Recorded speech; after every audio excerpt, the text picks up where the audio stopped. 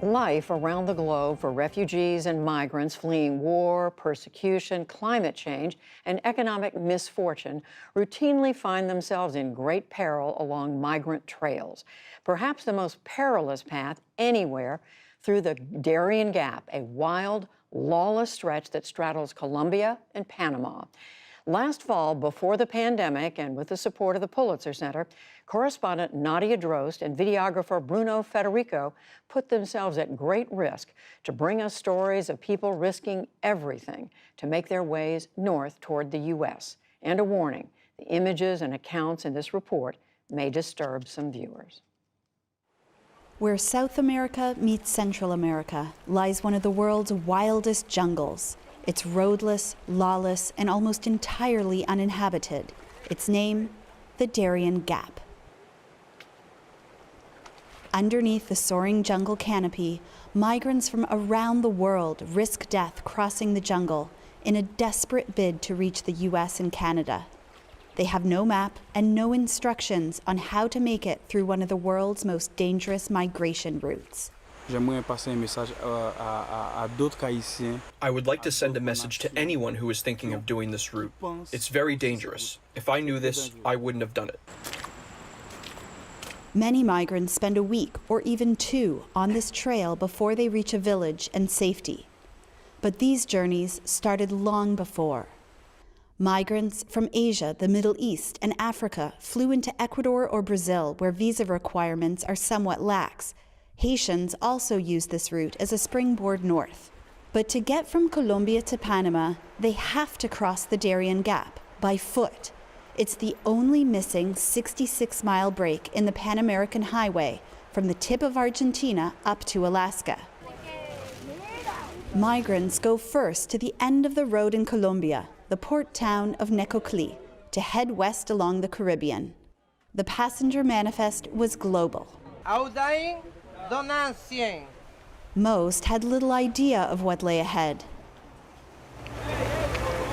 They dock in Capurganá, a tourist town, now a trailhead for migrants headed into the Darien. We set out to join up with the migrant trail and reached a makeshift camp where smugglers wait for migrants. At dusk, a group of Cameroonians and Pakistanis arrived. They were exhausted and relieved to find the last spot on the trail where they can get hot food. Morning broke with torrential rain. The Darien is one of the wettest places on the planet. The environment could hardly be more different from the high mountains of Pakistan this group of friends call home. The Taliban targeted our family from time to time. That is why I had to leave my country. We packed our food for 5 days, and with guides we hired, followed the migrants as they set out, on a day-long ascent of a mountain ahead. The steep and slippery terrain was tough for everyone, but nearly impossible with an injury. This woman from Cameroon could barely put weight on her knee. Exhaustion took over. God, the pain is too much. Yeah. The pain is more than me.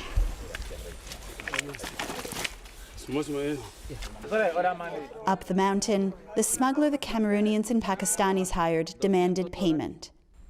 As we hiked, young men carrying square backpacks filled with bricks of cocaine passed us. We were told to expect their heavily armed security patrolling, so we put our camera away. I'll fall. My foot.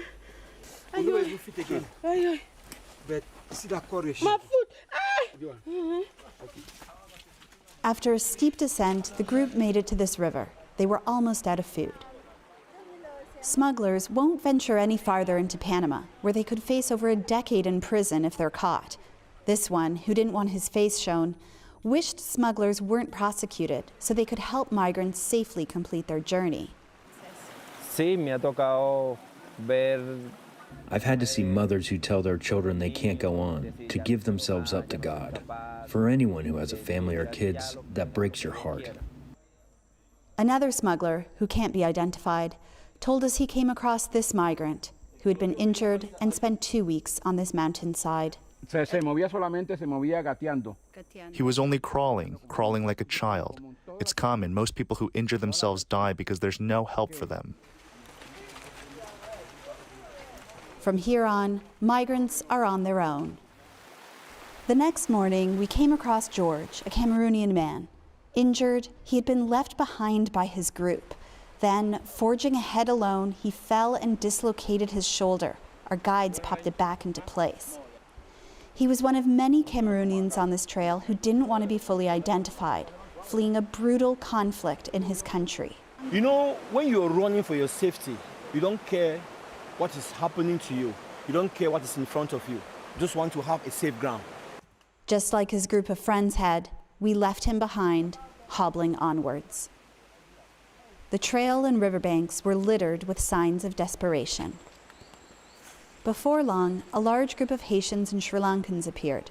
Jean Delicat, a father of two. It's been 6 days that we're walking without stopping. The children cry of hunger. There's no food. There's nothing. There was nothing else for them to do but try to go ahead. These Haitians had been living legally in Brazil or Chile. Among them were 6 children and 3 pregnant women. Dusk fell, and the Haitians made camp high above the river. It was hard to find wood dry enough to make a fire, and even harder to find food to cook. The night's catch, a few fish. Lying smugglers often tell migrants they're almost to their destination, which is why many, like Delicat, had already tossed their clothing and food. The bread are finished right now. I have nothing here. Nothing. Your Bible? My Bible. Yes, my Bible. My book. Go.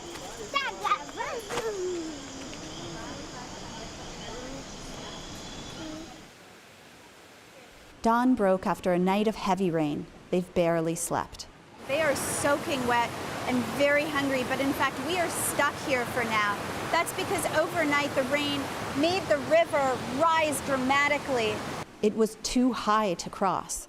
The rivers often pull children from their parents' arms and sweep migrants to their death. Marooned, with unwelcome time to think, worries took over the Haitians, like Rosie Bantour. Sometimes I think that if I was not this poor, I wouldn't have got into this situation. The river level dropped, and we finally set out again. Later, we were joined by 15 Bangladeshi men with nothing but the clothes they were wearing. They had been robbed 4 times on the trail of everything. A man we're calling Saeed, because he's scared to be identified, explained. A group of 5 to 7 mafias came to us. They pointed a gun towards us and took away our bags and everything. They left nothing for us. They even took away our food. The river was dangerously high, and we cut the day short and set up camp. The next morning, 8 migrants from Haiti and Ghana, who began the crossing with the Haitians but fell behind, suddenly showed up. Among them, a woman and her boyfriend from Haiti were robbed by bandits days earlier. One grabbed the boyfriend's arm, threatening to cut it with a machete. Charlie Pierre from Haiti helped tell us what happened. After, the thief said, "Go off and leave the woman behind." And so he's walking, but looking behind, and sees these guys lowering his wife's underwear. One of the men assaulted her, penetrating her intimate parts with his fingers, looking for dollar bills they suspect migrants of hiding. Later, we heard many stories of this and other abuse on the trail. After another night of heavy rain, the river is very, very high. It's going to be risky to cross it, but we simply cannot wait any longer because we have run out of food. Pierre found a pregnant Haitian woman he had been searching for, and we got on our way, trying to sidestep the river. After 8 days on the trail, Rosina Boateng's family from Ghana had run out of food. Because when is it going to finish? The hope, I lost hope. I even lost hope. Stomachs were empty, legs were quivering. Because the river was too high, we had to make a detour, winding up into the forest and dimming all hopes of reaching a settlement in Panama by night. The next day, minds were racing with one question. Will we make it out of here? There were foreboding reminders of those who did not. But these migrants joined the legions of survivors crossing the Darien Gap. As the river opened up, a driver and his outboard canoe appeared. We were on our way, finally, to a village. This night, the group made its way out of the Darien Gap, but the rest of their journey is as opaque as the black waters ahead.